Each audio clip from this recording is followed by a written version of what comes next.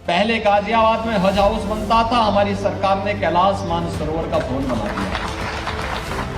सब गुंडे बदमाश नाहिद हसन जैसे लोगों को अखिलेश जी ने टिकट दिया हुआ है, तभी उम्मीदवारों की सूची घोषित नहीं हुई। आज अखिलेश जी शुक्र मनाइए कि याकूब मेमन को फांसी हो गई है, वरना मैं बिल्कुल सीना ठोक के कह सकता हूं कि अखिलेश जी का बस चलता तो याकूब मेमन को भी नाहिद हसन के साथ चुनावी मैदान पे उतार। आज मैं बिल्कुल कह सकता हूं, शुक्र है कसाब को फांसी हो चुका है, वरना जिन्ना को तो उतारे ही थे। शारीरिक रूप से कसाब को भी स्टार प्रचारक के रूप में उत्तर प्रदेश में उतारने से झिझकते नहीं अखिलेश।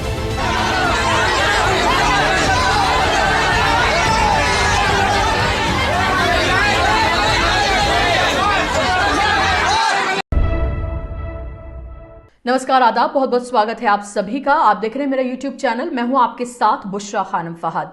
तो जिन्ना के बाद आखिरकार पाकिस्तान की एंट्री उत्तर प्रदेश इलेक्शन से पहले हो ही गई है। इसका इंतजार शायद किया जा रहा था कि ऐसा कैसा हो सकता है कि कोई भी इलेक्शन कैंपेन पाकिस्तान का जिक्र किए बगैर पूरा हो जाए, और खास तौर पर वो एक ऐसी पार्टी की तरफ से जो सबसे ज्यादा नाम लेती है जिन्ना और पाकिस्तान का।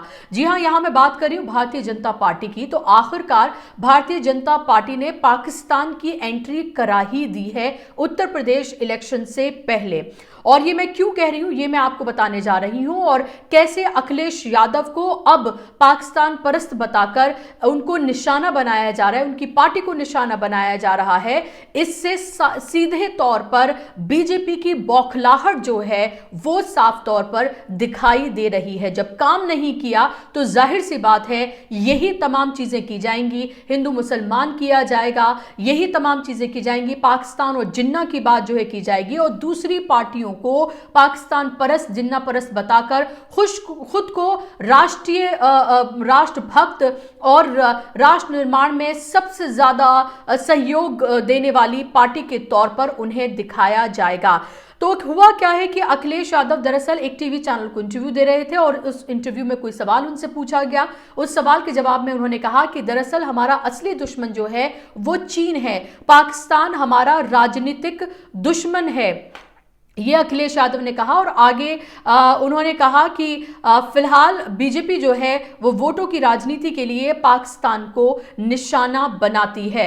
अखिलेश के बयान पर फौरन बीजेपी के प्रवक्ता संबित पात्रा जो है मैदान में पूरा लाव लश्कर लेकर जो है वो उतर गए हैं।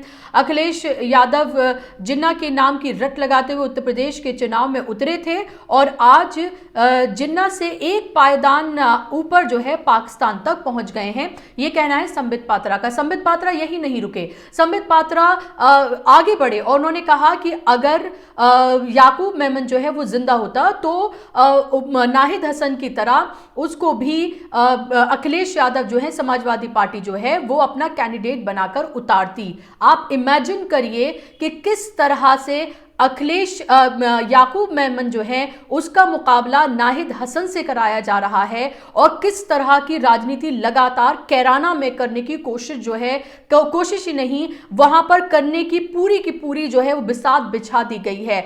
आपको याद होगा नाहिद हसन को अभी गिरफ्तार किया गया है, अरेस्ट किया गया है यूपी पुलिस की तरफ से। उनके पर कोई भी आरोप सिद्ध नहीं हुए हैं, सिर्फ उनकी गिरफ्तारी हुई है। और अभी आज ही की ये खबर है कि नाहिद हसन को समाजवादी पार्टी की तरफ से कैंडिडेट जो है वो डिक्लेयर किया जा सकता है। और ऐसे में आप ये देखें कि कैसे नाहिद हसन और याकूब मेमन जो है उनका मुकाबला किया जा रहा है।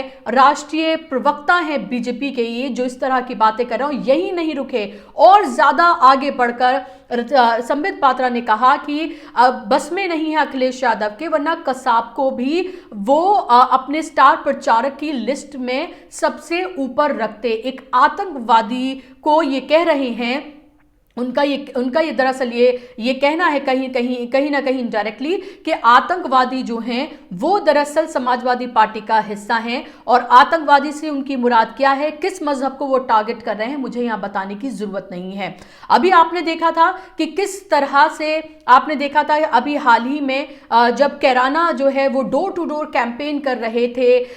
वैसे तो हमारे गृह मंत्री हैं, लेकिन फिलहाल वो एक पार्टी के प्रचारक बने हुए हैं। वो किस तरह से कैराना में उन्होंने डोर टू डोर कैंपेन की। उससे पहले आपने देखा कि किस तरह से योगी आदित्यनाथ जो हैं वो कैराना गए थे और कैराना में किस तरह से पलायन के नाम पर पूरी एक ध्रुवीकरण की राजनीति की जो बिसात है वो वहां पर बिछाई जा रही है और उससे वहां से शुरुआत की गई है। लगातार पलायन की बात कही जाती है, लेकिन वो पलायन दरअसल कारोबार के लिए हुआ था। कारोबार के लिए वहां से लोग पलायन उन्होंने किया था, लेकिन इसको यह बताया गया कि दरअसल मुसलमानों से डरकर हिंदू वहां से पलायन कर रहे हैं और उसको पूरा एक तरह से किस तरह से जो बंटवारे की राजनीति लगातार, जो सांप्रदायिक राजनीति लगातार बीजेपी करती रही है और खास तौर पर जब उसको ये लग रहा होता है कि इलेक्शन में उसकी हालत खस्ता है, तो आप ये देखें कि कैसे ये तमाम चीजें और ज्यादा जोर पकड़ती हुई नजर आती हैं।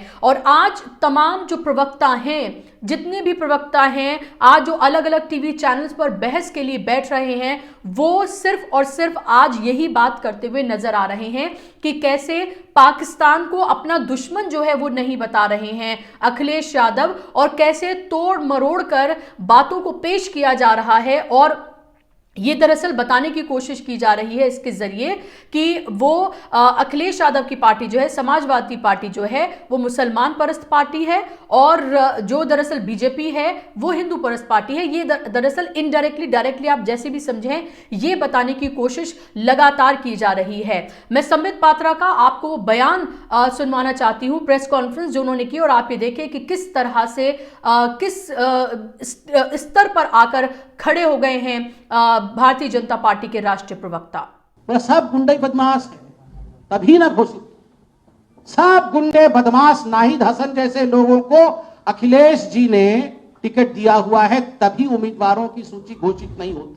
आज जिन्ना पाकिस्तान की बात करने वाले अखिलेश जी, मैं इतना कहना चाहता हूं कि अखिलेश जी शुक्र मनाइए कि याकूब मेमन को फांसी हो गई है, वरना मैं बिल्कुल सीना ठोक के कह सकता हूं कि अखिलेश जी का बस चलता तो याकूब मेमन को भी नाहिद हसन के साथ चुनावी मैदान पे उतारते।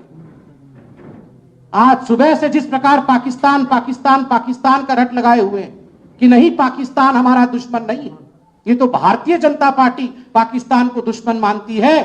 आज मैं बिल्कुल कह सकता हूं, शुक्र है कसाब को फांसी हो चुका है, वरना जिन्ना को तो उतारे ही थे। शारीरिक रूप से कसाब को भी स्टार प्रचारक के रूप में उत्तर प्रदेश में उतारने से झिझकते नहीं अखिलेश यादव। तो आपने सुना यहां पर संबित पात्रा को, और अब आप ये देखिए कि अब जिन्ना का जिक्र जब उन्होंने किया था अखिलेश यादव ने अपनी एक रैली में, दरअसल उन्होंने ये कहा था कि जवाहरलाल नेहरू और महात्मा गांधी और जिन्ना जो हैं वो एक ही कॉलेज से, एक ही जगह से पढ़कर जो है वो बैरिस्टर बने थे। सिर्फ इतनी लाइन का उन्होंने इस्तेमाल किया था। बेहतर होता कि वो इसको अवॉइड करते, लेकिन बैठे बिठाए बीजेपी को पहले मौका मिल गया था और अब फिर से बीजेपी उसी तरह से तोड़ मरोड़ के पूरे उनके जो इंटरव्यू है उसको पेश जो है वो किया जा रहा है। सपा की तरफ से जवाब दिया गया है। अनुराग भदौरिया ने प्रतिक्रिया देते हुए कहा है कि 5 साल तक सरकार चलाने के बाद भी बीजेपी अपना काम नहीं गिना पा रही है। उन्होंने कहा कि बीजेपी नफरत की राजनीति के अपने पुराने रास्ते पर चल रही है, लेकिन उत्तर प्रदेश की जनता जागरूक है और वो जानती है कि प्रदेश में कोई विकास का कार्य, कोई विकास अगर कर सकता है तो वो सिर्फ समाजवादी पार्टी है। समाजवादी पार्टी की तरफ से बयान जो है वो दिया गया। इससे पहले गाजियाबाद में जब योगी आदित्यनाथ मौजूद थे तो उन्होंने कैसे समाजवादी पार्टी को पूरी तरीके से घेरा, लेकिन उस समय आप ये देखिए कि उन्होंने कहा कि पहले गाजियाबाद में जो है वो हज हाउस बनते थे और हमने मानसरोवर बोर्ड जो है वो बनाया है। सुनिए आप क्या कहा योगी आदित्यनाथ ने। पहले गाजियाबाद में हज हाउस बनता था, हमारी सरकार ने कैलाश मानसरोवर का भवन बना दिया। तो इससे आपको पूरी तरीके से अब अंदाजा है कि आगे आप जितना भी इलेक्शन कैंपेन देखेंगे, चाहे वो वर्चुअल हो, डोर टू डोर हो, टीवी चैनल्स को दिए गए इंटरव्यूज के जरिए हो, या फिर आगे आने वाले वक्त में हो सकता है फिजिकल भी रैलियां जो है वो कराई जाएं, उस सब में आपको पता है पटकथा जो है वो लिखी जा चुकी है। आपको पता है कि इलेक्शन से चंद रोज पहले ये सब होना ही है। ये पाकिस्तान जिन्ना की एंट्री, ये तमाम एंट्रीज होनी ही है, ये बताया जाएगा। और यही नहीं, ये तक कहा जा रहा है, आप ये देखिए, संबित पात्रा जब आप प्रेस कॉन्फ्रेंस करे तो उन्होंने कहा कि जो लिस्ट जो है समाजवादी पार्टी की, जो लिस्ट है वो रिलीज नहीं की जा रही है। चुपके चुपके व्हाट्सएप पे जो है वो नाम भेजे जा रहे हैं, लिस्ट भेजे जा रही है। उनका कहीं ना कहीं ये मतलब है कि देखिए उसमें मुसलमानों के नाम जो हैं वो शामिल हैं। तो संबित पात्रा और बीजेपी ये बता दे कि क्या जो 20% मुसलमान हैं उत्तर प्रदेश के, क्या वो इस देश के बाशिंदे नहीं हैं? क्या वो इस देश के नागरिक नहीं हैं? क्या मुसलमानों को टिकट नहीं दिया जा सकता है? क्या मुसलमानों को इलेक्शन लड़ने का अधिकार नहीं है?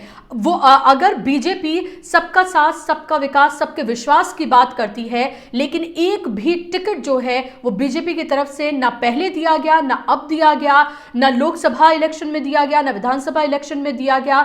दूसरी पार्टियां अगर इलेक्शन में टिकट दे रही हैं मुस्लिम कैंडिडेट्स को, तो बीजेपी डिक्लेयर कर दे कि ऐसा नहीं किया जा सकता है, मुसलमानों को टिकट नहीं दिया जा सकता है, मुसलमान कैंडिडेट्स नहीं खड़े किए जा सकते हैं, क्योंकि इसी के लिए तो वो समाजवादी पार्टी को टारगेट कर रही है। और आप ये देखिए, मैं आपको सिर्फ एक छोटा सा एग्जाम्पल यहां पर देने जा रही हूं कि मुजफ्फरनगर की 6 सीटें हैं और मुजफ्फरनगर में 40% से ज्यादा मुसलमान हैं, और उन 6 सीटों में से एक भी सीट पर समाजवादी पार्टी और आरएलडी जो है उसका गठबंधन है, एक भी सीट पर मुस्लिम कैंडिडेट नहीं खड़ा किया गया है। आप ये देखें कि फूक फूक कर खुद अखिलेश यादव जो है वो कदम रख रहे हैं। बहुत सारे ऐसे कद्दावर लीडर हैं, बहुत सारे ऐसे नाम हैं मुसलमानों के, मुसलमान लीडर्स के, जिनको टिकट नहीं दिया गया है। और आप ये देखें, नाहिद हसन को जो है वो निशाना बनाया जा रहा है। इमरान मसूद को आपने देखा कि उनको भी टिकट नहीं दिया गया, आप चाहे वो कुछ भी कहने की कोशिश करें।